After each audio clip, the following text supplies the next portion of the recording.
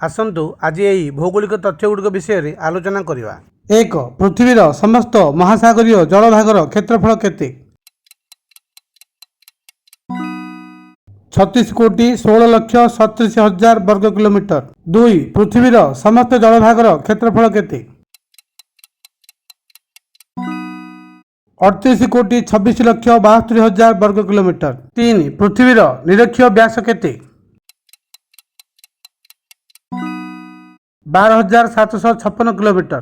4. पृथ्वीर निरक्षीय व्यासार्ध केते?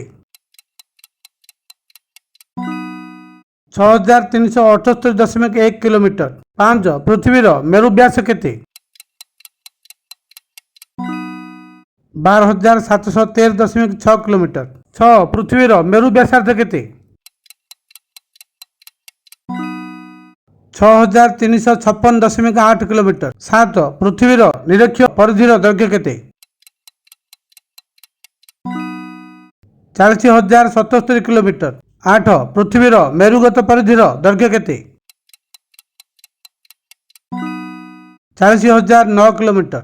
9. समुद्र पतन ठारू पृथ्वीर उच्चतम स्थान उच्चता केते? 8,850 मीटर माउंट एवरेस्ट नेपाल। 10. समुद्र पतन ठारू निम्न रे थिबा पृथ्वीर निम्नतम स्थान गभीरता केते? 430 रु 440 मीटर। जोर्डान, इजराइल एवं वेस्ट बैंक मध्य थिबा डेड सी। 11. पृथ्वीर गभीरतम खातर गभीरता केते? 10,994 मीटर। जापान निकट रे थिबा प्रशांत महासागर मारियाना खात। 12. सूर्य ठारू पृथ्वीर दूरतम एवं निकटतम अवस्थान दूरता केते?